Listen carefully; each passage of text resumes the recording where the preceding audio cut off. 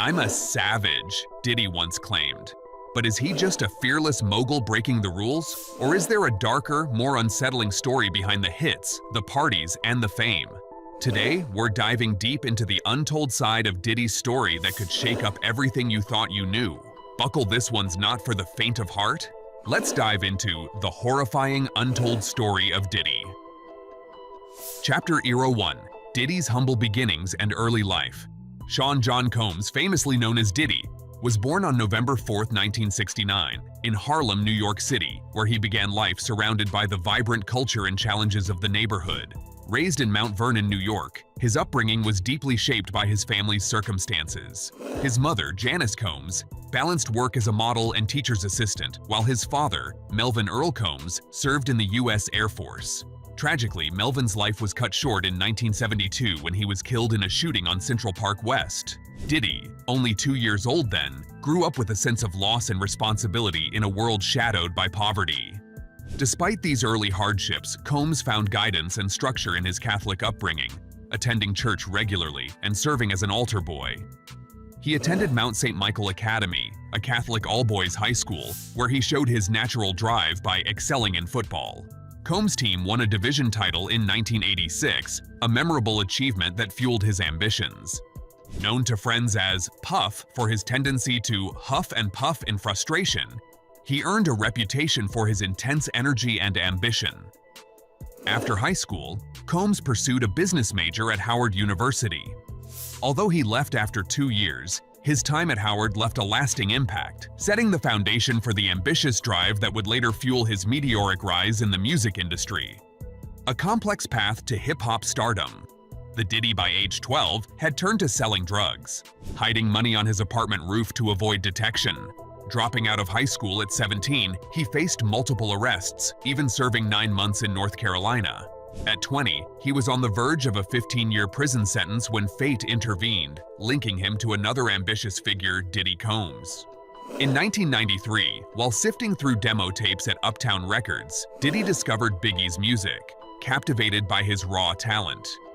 Despite Uptown's resistance, Diddy recognized the potential in Biggie's intense lyrics reflecting life's darker themes.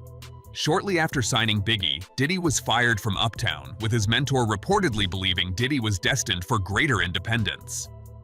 Undeterred, Diddy launched Bad Boy Records, bringing Biggie along and paving the way for their legendary careers. Diddy's early career was marked by controversies. Former assistant Pam Lewis described a toxic work environment, highlighting his public verbal abuse. Yet, his relentless charisma and knack for marketing and artist development elevated him to celebrity status. His unique production style, heavily sample-based, drew criticism but kept him in the spotlight. As he built his empire, Diddy mastered profit-maximizing tactics, inserting himself into his artists' royalties by contributing to production and lyrics, effectively claiming royalties from multiple revenue streams. This aggressive approach secured Diddy's financial success but set a precedent for manipulation, foreshadowing the power and moral complexities he would wield throughout his career. Solo career and bad boy behavior. The path to fame wasn't smooth. In 1991, Combs organized a celebrity basketball game at City College of New York to raise money for AIDS awareness. However, the gymnasium was overbooked, leading to a deadly stampede as people tried to force their way in, resulting in 9 deaths and 29 injuries. While Combs avoided criminal charges, he compensated victims and was ultimately fired from Uptown Records due to the tragic event. Combs continued building his empire, opening his first restaurant, Justin's, in 1997, named after his son with ex-girlfriend Misa Hilton. In 1998, he launched his fashion line, Sean John, marking his entry into the fashion industry. That same year, his company, Bad Boy Records, generated an astounding $130 million, and Combs earned 5 Grammy nominations. But Diddy's aggressive side often overshadowed his success. In 1999, he was arrested for assaulting an Interscope Records executive, leaving him with serious injuries. Though Combs attended a one-day anger management class, it didn't prevent further controversies. Just months later, he found himself in one of his most infamous incidents, Manhattan nightclub shooting, while accompanied by his then-girlfriend Jennifer Lopez, marking a turbulent chapter in his ascent to music mogul status. Chapter: Diddy's Rise to Music Mogul. In the early 90s, Sean Diddy Combs entered the music industry as an intern at Uptown Records, quickly demonstrating his natural talent and entrepreneurial drive. Born in Harlem and raised in Mount Vernon, New York, Combs initially worked as a talent director at Uptown, where he developed key skills that would shape his future success. In 1993, Combs took a bold step, founding Bad Boy Records, a label that would redefine hip-hop and become a cultural powerhouse. Diddy's first major success came with his management and promotion of the notorious B.I.G., who became one of the most celebrated figures in hip-hop under his guidance. Diddy's debut album, No Way Out in 1997, was a blockbuster, debuting at the top of the Billboard 200 and earning septuple platinum certification. Hit singles like Can't Nobody Hold Me Down and I'll Be Missing You topped the Billboard Hot 100, with I'll Be Missing You becoming the first hip-hop song to debut at #1 on the chart. Following No Way Out, Diddy continued his solo career with albums Forever in 1999 and The Saga Continue in 2001, which peaked at #2 on the Billboard 200. His fourth album, Press Play in 2006, marked another high point, reaching #1. Later, Combs formed the group Diddy, Dirty Money, collaborating with Kalena Harper and Don Richard on the 2010 album Last Train to Paris, featuring the popular single Coming Home. Throughout his career, Diddy revolutionized hip-hop with his unique blend of R&B and rap, producing chart toppers like Mo Money, Mo Problems. His success also extended to business, earning him a place on Fortune's Top Entrepreneurs Under 40 in 2002. Most recently, the Love album. Off the Grid in 2023 continued his influential legacy in the industry. Diddy's Betrayal: How He Ruined Shine's Career. In the late 1990s, Diddy signed Jamal Barrow, known as Shine, to his Bad Boy Records label. Shine, a talented rapper from Belize, quickly ascended from humble beginnings to living a life of luxury after signing a $2 million deal with Diddy. However, their business relationship took a dark turn in December 1999, when a nightclub shooting in New York City forever altered Shine's life. On December 27, 1999, Diddy and his ex-girlfriend Jennifer Lopez were at Club New York with Shine and his former girlfriend. An altercation broke out between members of Bad Boy's entourage and another man, Matthew "Scar" Allen. In the chaos, a gunshot rang out, injuring 3 people, including Natanya Rubin, who was shot in the face. Rubin later claimed that Diddy was the one who shot her. However, Shine, who was also armed, took responsibility for the shooting. Despite Shine's insistence that he only fired into the air, ballistic evidence suggested otherwise, and some witnesses testified that they saw Diddy firing a gun. Diddy, who was also arrested on a weapons charge, hired separate legal teams for himself and Shine. While Diddy was acquitted of all charges, Shine was convicted of reckless endangerment, assault, and weapon possession. He was sentenced to 10 years in prison, serving 9 years before being deported to Belize in 2009. Shine later forgave Diddy but reflected on the betrayal, acknowledging how his mentor had abandoned him, viewing him only as a business asset rather than a protege. P. Diddy, the business empire behind the hip-hop mogul, Sean Diddy Combs, with a net worth of around $400 million.